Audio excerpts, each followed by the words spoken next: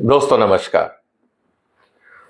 America ने Iran के साथ लड़ाई रोकने के लिए 15 शर्तें रखी हैं। आज हम इसी की चर्चा करेंगे कि ये 15 शर्तें क्या हैं, क्या ईरान इन शर्तों को मानेगा, और ये भी हम जानने का प्रयास करेंगे कि आफ्टर ऑल अमेरिका की मंशा क्या है। क्या इन 15 शर्तों को देखने के बाद क्या आपको लगता है कि अमेरिका पे भरोसा किया जा सकता है या नहीं? इसी की चर्चा आज के वीडियो में होगी। इसीलिए आपसे निवेदन है कि वीडियो को अंत तक देखिएगा। 15 पॉइंट और उनका एनालिसिस है। थोड़ा सा टाइम ज्यादा लग सकता है, लेकिन इंपॉर्टेंट डेवलपमेंट है। आने वाले दिनों में भारत और दुनिया की आर्थिक स्थिति पर इन सब का क्या असर पड़ेगा, ये भी हम समझेंगे। इसीलिए निवेदन है कि इस वीडियो को शेयर करिए, चैनल को सब्सक्राइब कर लीजिए अगर अभी तक नहीं किया है तो, और दोस्तों को भी कहिए अगर आपको सटीक सही एनालिसिस चाहिए तो इस चैनल को सब्सक्राइब कर लें। शुरुआत करते हैं। अमेरिका ने जो 15 शर्तें रखी हैं वो क्या है? अगर आप उन 15 शर्तों को देखोगे दोस्तों, तो ऐसा लगता है कि ये समझौता है या आत्मसमर्पण की बात कर रहा है अमेरिका। हारता हुआ देश जिसका नुकसान सबसे ज्यादा हो रहा हो और वो कहीं ना कहीं इस लड़ाई से बाहर निकलने का रास्ता ढूंढ रहा हो, लेकिन ईगो इतना बड़ा कि हार में भी सामने वाले को यह कह रहा है कि देखो तुम आत्मसमर्पण कर दो, नहीं तो नुकसान ज्यादा होगा। बड़ी विचित्र स्थिति है। और जब आप इन 15 शर्तों को देखेंगे तो आपको और समझ में आएगा कि अमेरिका की मानसिकता का दिवाला कितना निकल चुका है, और उसकी एविडेंस अब हमारे सामने भी आ रहे हैं। तो कुल मिला के स्थिति क्या है? 15 शर्तें जो मैंने नेट से ढूंढ के निकाली, उनका मैं एनालिसिस आपके सामने कर रहा हूं। उनका जो क्लासिफिकेशन जो मैंने किया है वो इस तरह से है। 15 जो डिमांड्स हैं अमेरिका की तरफ से, पहली है न्यूक्लियर और स्ट्रेटेजिक कंट्रोल। अमेरिका पूरी तरह से चाहता है ईरान सारे अपने जो सामरिक हथियार हैं उनको सरेंडर कर दे। किसी भी तरीके से ईरान के पास इतनी क्षमता ना हो कि वो कभी भी भविष्य में भी खड़ा हो सके। इसका मतलब जो उनकी न्यूक्लियर फैसिलिटीज हैं, जिनको ट्रम्प साहब बोलते थे मैंने नेस्ता नाबूद कर दिया, वहां कुछ नहीं बचा, सिर्फ खंडर बचा है, अब अमेरिका कहता है डिसमेंटल न्यूक्लियर फैसिलिटी। तो जब आपने खत्म कर दिया तो वहां क्या बचा है? क्या डिसमेंटल करना हो तो आप कर चुके बम गिरा के। Permanent commitment to not develop nuclear weapon. आपको परमानेंट कमिटमेंट चाहिए। अयातुल्ला ने तो पहले ही बोल दिया कि भाई ये तो हमने डिसाइड कर लिया है कि हम ये वेपन ऑफ मास डिस्ट्रक्शन नहीं बनाएंगे। अब आपको ये क्या चाहिए? खैर, hand over enriched uranium stockpile to the international atomic energy. जितना भी अभी तक आपने यूरेनियम एनरिच किया है वो हमारे हवाले कर दो। और इंटरनेशनल एटॉमिक एनर्जी की मॉनिटरिंग आपकी पूरी न्यूक्लियर फैसिलिटी पे रहेगी। वो तो पहले भी हो रही थी। नई बात क्या है? ट्रम्प साहब ये उस एग्रीमेंट से बाहर भागे थे, अब ये दोबारा उन्होंने डिमांड रखी है। And no domestic uranium enrichment allowed. मतलब आपको किसी भी हालत में, चाहे वो पीसफुल पर्पस हो या डिफेंस हो, यूरेनियम से आप कोई काम करेंगे ही नहीं। वर्चुअली आप ये कह रहे हो ईरान को कि आप अपना यूरेनियम रिलेटेड जो भी, चाहे वो मेडिकल रिसर्च है, एग्रीकल्चर रिसर्च है, बाकी इंडस्ट्रियल रिसर्च है, सब बंद कर दो, आप कुछ नहीं करोगे यूरेनियम से। ये उन्होंने डिमांड रखी है। दूसरा segment, military and missile restriction. Limit ballistic missile range and numbers. आप कितने मिसाइल रखोगे और किस क्षमता के रखोगे ये अमेरिका डिसाइड करेगा। मतलब आप ये कहोगे कि साहब मेरी मिसाइल की रेंज सिर्फ 50 किलोमीटर होनी चाहिए और 500 ही रखोगे, क्या ये लॉजिकल होगा? ये भी अपने आप में एक इंपॉर्टेंट डेवलपमेंट है। Stop development of advance missile system. मतलब आप कोई भी नया एडवांस सिस्टम नहीं बनाओगे जिससे आप इजराइल पे या बाकी देशों पे हमला कर सको। हम आप पे करते रहेंगे लेकिन आप नहीं कर सकते, इसलिए आपको पास मिसाइल नहीं होनी चाहिए। एक डिमांड उन्होंने ये रख दी। Regional influence roll back and support to regional proxy groups. ये हिजबुल्लाह वगैरह जो आपके दोस्त हैं, इन सबको आप समर्थन नहीं दोगे। Stop involvement in regional conflict. आप ईरान, सीरिया, यमन, लेबनान के मामले में आप दखल नहीं दोगे। हम दादागिरी करेंगे, हम चौधरी हैं दुनिया के, सब हम ही कर सकते हैं, ईरान नहीं करेगा। ये उनकी कंडीशन। फिर conflict de-escalation, immediate 30 days ceasefire. Peace की बात नहीं कर रहे हैं, सीज फायर की बात कर रहे हैं। 30 दिन में आप क्या और हथियार लाओगे? कौन भरोसा करेगा? इसके अलावा commitment for long term peace negotiations, आप लंबे समय तक पीस नेगोशिएशन में हमारे साथ जुड़े रहोगे, ये एक डिमांड है। तो इतने साल से क्या हो रहा था? ईरान अमेरिका के बीच में पीस नेगोशिएशन ही हो रहा था, जिसको बार बार अमेरिका ने तोड़ा। अब economic and political situation, accept international compliance mechanism including UN oversight and snapback risk, आप अंतरराष्ट्रीय कानूनों के हिसाब से जैसा हम यूएन में रेजोल्यूशन पास करेंगे आपको मानना होगा। वहां पे हैं कौन? नेटो मेंबर्स और उनकी दादागिरी। इस बात को हमें समझना पड़ेगा। And agree to broaden regional security framework aligned with US interest, आपको अमेरिका के हितों के हिसाब से अपने नीति बनानी पड़ेगी। अब मुझे ये बताइए दोस्तों, इन सारी बातों पे कौन ऐसा देश है जो ट्रंप साहब की इन बातों को माने? मैं ऐसा क्यों कह रहा हूं?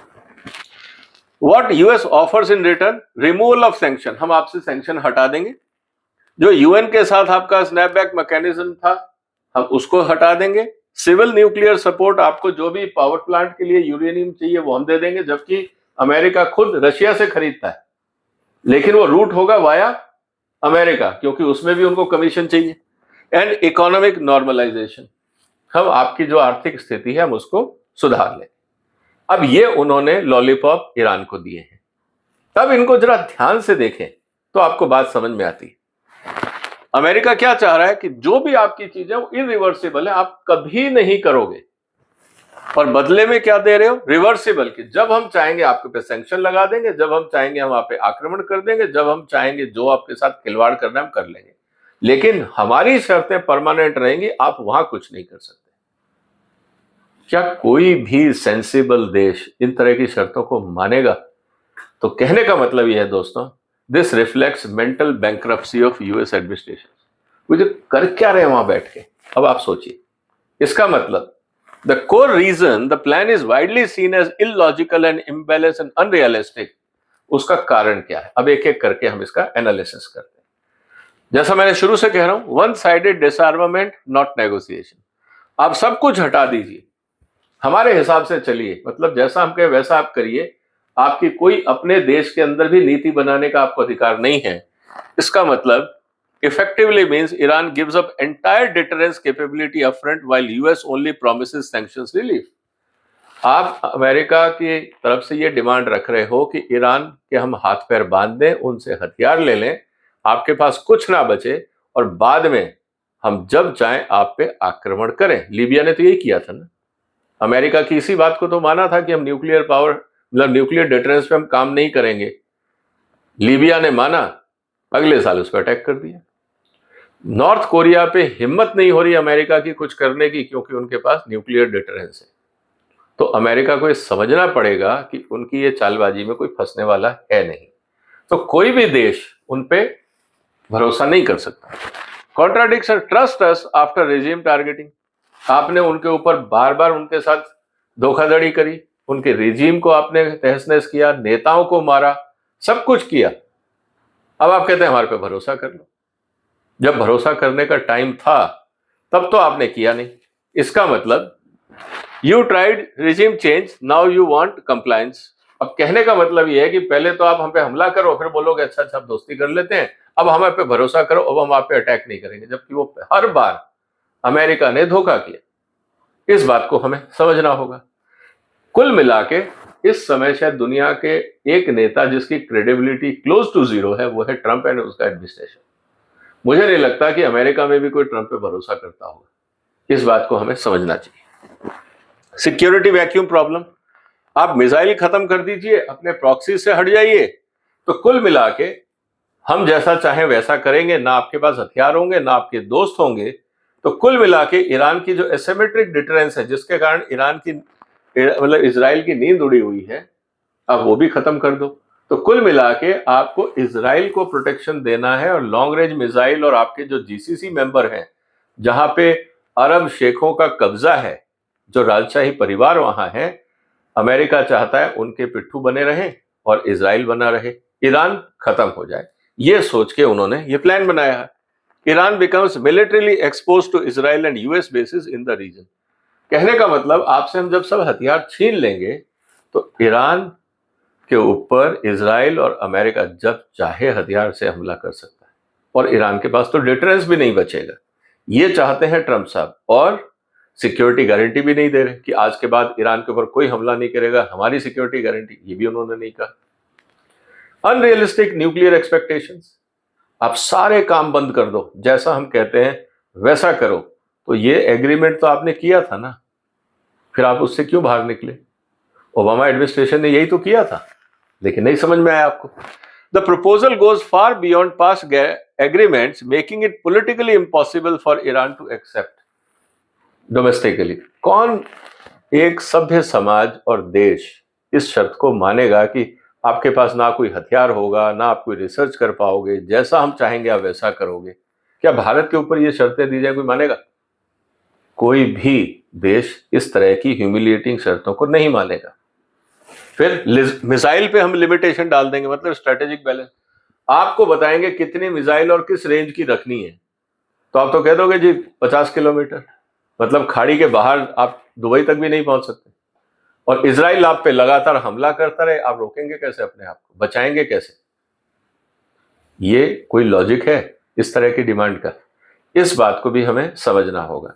इसका मतलब this creates asymmetric डिसआर्मामेंट not stability.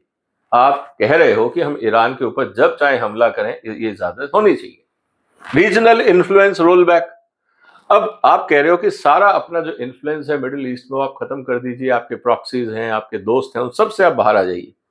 कहने का मतलब क्या है? आपका जो जियो पॉलिटिकल लिवरेज है उसको खत्म करना चाहते हैं, क्योंकि हम जब चाहे आप पे आक्रमण करें, ना यमन वाले हुतीस हमारे पे कुछ करें, ना हिजबुल्ला करे, ना हमास करे, कोई हमारे पे अटैक ना करे, हम जब चाहे आप पे अटैक करें। और ये हमें आजादी चाहिए, इसका कमिटमेंट आप दे दें। यह ट्रंप साहब की डिमांड का मतलब है। हम आपको इकोनॉमिक इंसेंटिव देंगे, मतलब सैंक्शन हटा देंगे। ईरान तो वैसे ही ले लेगा, जिस तरह से उन्होंने हुर्मुज को बंद किया है, अब तो कहेंगे तब खुलेगा जब सैंक्शन हटेंगे। अमेरिका फंसा हुआ है, अब वो कह रहे हैं हम आपकी कोई शर्त नहीं मानेंगे, हमारी आप सारी मानो। ये इंपॉर्टेंट चीज है। और सैंक्शंस तो क्या, अमेरिका जब चाहेगा ताला लगा देगा। रशिया पे सैंक्शन, इंडिया पे सैंक्शन, चाइना पे सैंक्शन, उनका तो मूड है। ट्रंप साहब जब उठेंगे वो कहेंगे अच्छा आज से सैंक्शन, टैरिफ, कौन जिम्मेवारी लेगा? तो ऐसी स्थिति के अंदर ईरान के सामने स्थिति यह है कि अमेरिका इज नॉन क्रेडिबल, और जो बेनिफिट की बात कर रहे हैं वो रिवर्सिबल है, मतलब वो वापस ले सकते हैं, और जो कंसेशन है उनका कोई मतलब नहीं। तो क्या ईरान इसको माने? अब स्टेट ऑफ हॉर्मुज, एक तरफ बात ये हो रही है कि साहब ईरान कहता है स्टेट ऑफ हॉर्मुज हमारा, हम डिसाइड करेंगे। ये कहते हैं नहीं जी आप हट जाइए वहां से। तो कुल मिला के स्टेट ऑफ हॉर्मुज पे अमेरिका अपने हिसाब से कार्रवाई चलाएगा। क्या मतलब? कि हम डिसाइड करेंगे कि उस हॉर्मुज स्ट्रेट में से कौन सा जहाज जाएगा, अमेरिका विल डिसाइड, क्योंकि अमेरिकन इंटरेस्ट का मतलब तो यही। इसका मतलब जो सिक्योरिटी गारंटीज हैं वो सब आपको हटानी पड़ेंगी, और साथ में no accountability for war damage. आपने इतना नुकसान किया, आप ये भी देने को तैयार नहीं हो कि जो हमने नुकसान किया उसका खामियाजा देंगे, कि जो हमने कर दिया वो सब ठीक है, आप अपना नुकसान उठाओ और अपने सब हथियार समेट के नदी में डाल दो, और जैसा हम कहते हैं वैसा करो। इतना मजबूर है ईरान, ये अब सामने समझ में आएगा ट्रंप साहब को। इसका मतलब ये जो डील है ना, ये पॉलिटिकली अनएक्सेप्टेबल है, कोई भी नहीं कर पाएगा। अब रही बात 30 दिन का सीज फायर दे दो, और साथ ही साथ America will prepare for escalation. कुल मिला के नेगोशिएशन अंडर थ्रेट फ्रेमवर्क। हम 30 दिन का आपको टाइम दे रहे हैं सीज फायर, और उसके बाद हम जितने हथियार इकट्ठे करना चाहें आपके पास हम करेंगे, और फिर हम डिसाइड करेंगे कि आगे का फ्रेमवर्क कैसे काम करेगा। वह आप धमका के समझौता करना चाहते हैं, कहीं ऐसा होता है? कानून में भी इस तरह के समझौते को इनवैलिड माना जाता है। कोर्सन से अगर आप भारत के कोर्ट में भी जाओगे ना कि साहब हर पे डरा धमका के ईरान के साथ समझौता किया है, तो कहने का मतलब यह है कि यह समझौता पहले दिन से ही इलॉजिकल है, क्योंकि आपने डरा धमका के समझौता किया। लेकिन अब अमेरिका का काम करने का तरीका यही है। This framework falls unless weaker section side collapsing and Iran is not. ये तब होता है जब आप क्यूबा जैसे देश को घेर लो और सब तरफ से हथियार चलाना शुरू कर दो, बेचारा छोटा आइलैंड कंट्री है, दब के कर लेगा। ईरान को आप कर पाओगे? मुझे तो नहीं। Domestic politics ignored. इस समय अमेरिका को यह बात समझ में नहीं आ रही है कि जब से आपने लीडरशिप को मारा है, तब से जो रेवोल्यूशनरी गार्ड है वो सत्ता पे है, हर जगह उनका कब्जा है, उनका एग्जिस्टेंस है आपके अगेंस्ट। अब सवाल इस बात का है कि आप चाहते हो कि जो रिपब्लिकन गार्ड है वो सरेंडर कर दे अमेरिका की धमकी के आगे? जिन्होंने 30 साल आपके सैंक्शंस को झेला, आपकी हर उल्टी सीधी डिमांड और हथियारों को झेला, अब वो सरेंडर कर देंगे जब वो कमांडिंग पोजीशन में है, जब वो लीडिंग पोजीशन में? क्या पॉसिबल है? कुल मिला के इससे ईरान में इंस्टेबिलिटी आएगी, और जब इंस्टेबिलिटी आएगी तो रेवोल्यूशनरी गार्ड के लिए भी प्रॉब्लम होगी, तो मानेंगे नहीं। इस बात को हमें समझना होगा। And no enforcement symmetry. Iran सब कुछ करेगा, हम मॉनिटरिंग करेंगे, यूएन मॉनिटरिंग करेगा। अमेरिका और इजराइल क्या करेंगे इसकी ना कोई मॉनिटरिंग करेगा, ना कोई गारंटी लेगा, ना उस पर कोई रेफरेंस पॉइंट रहेगा। उनका मन जो करेगा वो करेंगे, आपके ऊपर सबकी निगाह रहेगी। क्या ऐसा हो सकता है? तो कुल मिला के दोस्तों बात क्या है? मेरा ये मानना है कि जो 15 पॉइंट लिखे हैं ना ट्रंप साहब ने, ये सुबह डाइनिंग टेबल पे बैठ के लिखे होंगे, जो क्योंकि कंसल्ट तो किसी से करते नहीं, जो मन में आया लाइन से उन्होंने लिख दिया, उसका ना इम्प्लीकेशन समझा। अपने जो मंत्रिमंडल है उससे कंसल्ट किया होगा, उनका भी आईक्यू लेवल इतना ही। आप उनकी प्रेस कॉन्फ्रेंसेस देखिए, उनकी जो कांग्रेस हियरिंग में उनके जवाब है वो देखिए, आपको समझ में आ जाएगा कि किस तरह का जो इस समय मेंटल पावर है वो अमेरिका को गवर्न कर रहा है। तो प्रॉब्लम तो अमेरिका की अंदर की है, लेकिन वो अब दुनिया के सामने आ रही है। So not a peace deal but a surrender document disguised as diplomacy. तो ये कहना चाह रहे हैं कि देखिए मैंने तो उनको समझौता भेजा है, डिप्लोमेसी का समझौता भेजा है पाकिस्तान के थ्रू। अब ये डॉक्यूमेंट कौन लेके जाएगा, इस बात को हमें समझना पड़ेगा, क्योंकि इस डॉक्यूमेंट की 3 बेसिक कमियां हैं। सबसे पहले म्यूचुअल कंसेशंस मिसिंग है। आप सब कुछ मांग रहे हो, बदले में कुछ नहीं दे रहे। ट्रस्ट एंड क्रेडिबिलिटी वो कई बार टूट चुकी है, आप पे कोई भरोसा तक नहीं करता। And security balance one sided है, ईरान सब कुछ सरेंडर करे और हम कुछ नहीं दें। इसका मतलब यह है दोस्तों, इस लड़ाई का अंत नजदीक तो नहीं, क्योंकि ट्रंप के ईगो का कोई एंड नहीं, और जब तक वो ईगो का लॉजिक नहीं समझ में आएगा, या जब तक वो खुद लॉजिकल नहीं होंगे, तब तक ये लड़ाई रुकने वाली नहीं है। और ट्रंप ने तो बोल ही दिया है कि जब उनसे पूछा गया कि लड़ाई कब रुकेगी, when I will feel in my bones, जब उनको मन करेगा तब वो लड़ाई रोक लेंगे। अब बताइए इस स्थिति में अमेरिका की फौज क्या करेगी, नेटो क्या करेगा? अब अमेरिकन प्रेसिडेंट की बोन का टेम्परेचर रोज थोड़ी कोई चेक करने वाला है कि क्या होने वाला है। इस स्थिति के अंदर आप दुनिया को देख रहे हो। तो कुल मिला के क्या प्रॉब्लम है? ऑयल की वॉलेटिलिटी भारत के लिए जारी रहेगी, जो इंपोर्ट होता है गल्फ से वो रिस्क में रहेगा, लॉन्ग टर्म इंस्टेबिलिटी इन वेस्ट एशिया। तो जो हम अभी तक गल्फ की बात कर रहे थे, जीसीसी मेंबर कंट्रीज की बात कर रहे थे, हमें सचेत हो जाना चाहिए कि यहाँ पे अस्थिरता बनी रहेगी, और जीसीसी के बगैर अब भारत को प्लानिंग करनी होगी। चुनौती है, क्योंकि बहुत सारा आयात होता है वहां से, तेल का, गैस का, और साथ में फॉरेन रेमिटेंस भी आता है। अब अचानक वो जाना, तीनों लेवल पे तेल के दाम बढ़ना और फॉरेन एक्सचेंज का कम होना, दोनों भारत के लिए बड़ी चुनौती। और जैसा मैंने पहले आपको बताया कि इसमें मोदी सरकार की प्लानिंग की भी कई चीजें सामने आई हैं, वो भी वीडियो आप देख लीजिए, 2 दिन पहले का है। बहुत सारी चीजें आपको उसमें भी समझ में आई। उम्मीद है कि आपको ये चर्चा पसंद आई होगी। इस वीडियो को आप शेयर करिए, चैनल को सब्सक्राइब करिए और सपोर्ट भी करिए अगर आप कर सकते हैं। फिर मुलाकात होगी एक और महत्वपूर्ण मुद्दे के साथ। तब तक अपना ध्यान रखिएगा। फिलहाल वंदे मातरम।